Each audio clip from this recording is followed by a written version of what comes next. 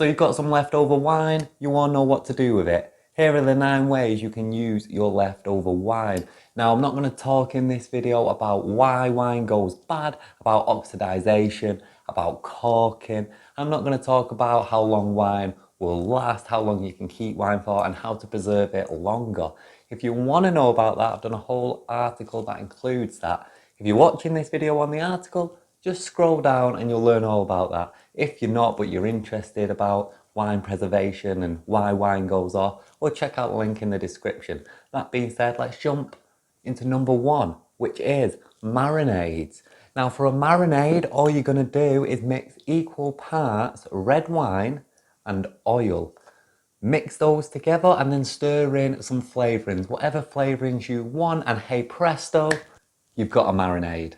Okay, it's that simple. Flavouring wise, I will use like some fresh herbs, I will use some garlic, I'll mix that all together, I'll put it in a bag, and then when you put your meat in there or your fish or whatever you're marinating, just seal it up, leave it in the fridge, let it infuse for a few hours or overnight, and you've got the most delicious food you can. Leftover wine, gone to good use. Number 2 is vinegar. Make your own vinegar. Now a big reason wine goes off is that oxidization. What that's basically doing is turning wine into vinegar.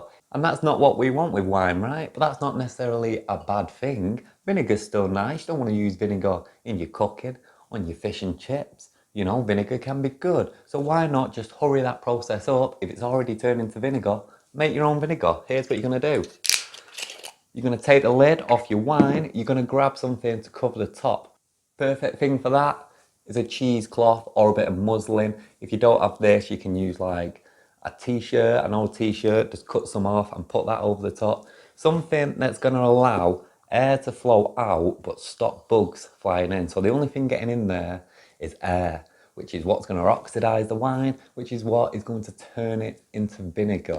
So just put some over the top, grab yourself an elastic band or a hair tie or anything.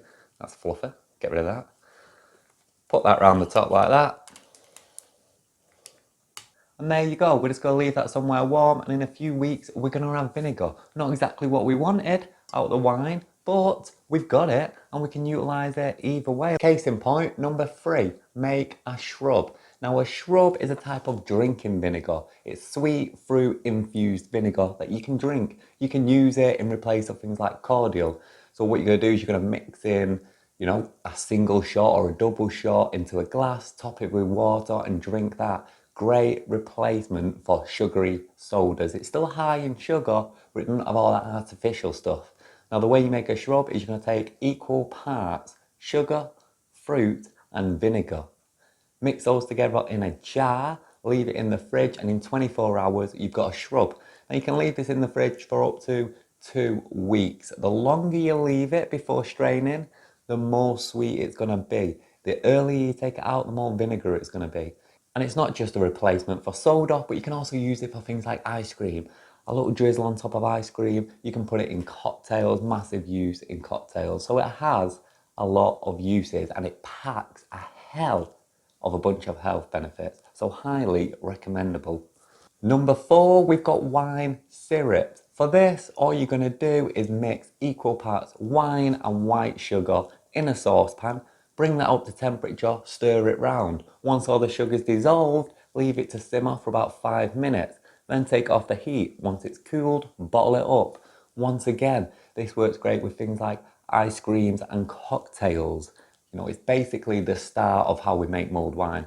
I'll leave my mulled wine article linked below as well, because all you got to do is mix in some little seasonal bits, some cinnamon and some orange peels, and you've got mulled wine syrup, which then you mix with wine, you get mulled wine. You see, so the wine syrup is a good base for elevating. And another thing you can do with that wine syrup gets us on to number 4, which is poached pears. Now you can poach pretty much any fruit you want, but I've got an amazing poached pear recipe. I'm going to leave that linked, as I will with everything else. But the basics here is that we're going to take that wine syrup I just spoke about. You've got to take some fruit, put it in the syrup, leave it overnight, and then you've got poached pears or poached apples or poached whatever you want. But the pears, they are quite delicious, if I do say so myself. Number 6, I'm moving away from the edibles. We've got fly traps. Okay, so we're coming up to fruit fly season. Fruit flies are really annoying. In my days working behind the bar, I tried every trap you could for flies, every fly deterrent I could. And the absolute best thing, the top of fruit fly traps was this one I'm about to show you. It's a homemade one, it's DIY, but it works way better than any of the ones you can buy from like Amazon or from Wilco. Trust me, it is the one. Grab yourself a glass. You're going to pour some of the wine into the glass. Then you're going to grab yourself some cling film. Now what you want to do is you want to tightly wrap the cling film around the glass, okay? Like this. So you got your glass of wine, that cling film is tightly wrapped. Then you're going to take something small, like a toothpick, and then you're just going to prick the top. You've got to make one hole just in the middle, just like this. Just like that, tiny, tiny hole. And what's going to happen is the flies are going to smell that wine. They're going to want it. They're going to try and get in. They're going to find the little tiny hole that you've made. They're going to get in through that hole, get the wine, and they're not going to be able to come back out. They can get in the hole, but they can't get out the hole. Which means you leave this somewhere like on top of your fridge or on top of your cupboard, behind something out of sight, so you can't see it. Don't worry about it, the flies will find it. They're gonna scooch on by. Get this in about 2 weeks and watch how many flies you've got in the bottom of that. You'll have loads of them, trust me. Summertime, spring, you need this, you need this.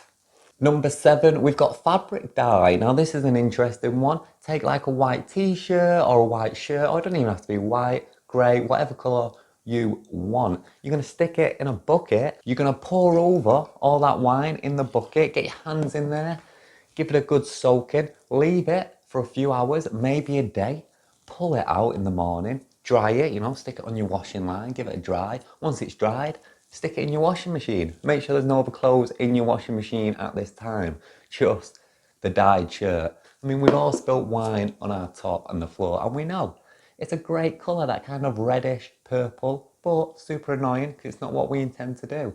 This time we're intending to do it. You can dye a whole shirt that colour using a bottle of bad wine or leftover wine. You can even, if you're really creative, do like the tie-dye method where you bunch it all up, you put the elastic bands around it, and then you pour it just a little bit, so when you pull it off, you've still got like the white bits, but you've got the kind of red wine splurges on there, which look really cool. And last but not least, we have sauces. We're going back to the food. Sauces are brilliant. It adds a sense of richness to things, like especially meats or fish, to have like a red wine sauce. So for me, what I like to do, for every 100 millilitres of red wine I use, I'll do 2 tablespoons of butter. Put that in, just melt the butter, mix it through the wine. You'll get this richness, you'll get all those complexities from the wine, but in a sauce. And the more you simmer it for, the more you boil it, the more that alcohol is going to evaporate, and the more you're going to get a sweeter sauce. So if you want something really sweet, you're going to simmer it for about 15 to 20 minutes. If you don't want it to be that sweet, you just want it to be really rich, you're going to go for about 10 minutes, okay? And as for flavourings, once again, much like the marinade, I'll stick things in there like garlic and herbs, things to really make it pop. If I'm doing fish, I might do like a white wine, like a Chardonnay or a Sauvignon, and I'll put some butter in there, and then I'll mix in some dill. If you was to do in meat, like if you want to do like a steak, I would go for like a red wine, something full-bodied like a Cabernet Sauvignon. I'll do much more butter, and then I'll probably put in some things like peppercorns, you know, maybe even some chili. And there you go, they are the 9 ways you can use leftover wine. Like I said, link in the description to all those resources. Check out the article where I speak much more about this, and enjoy your day.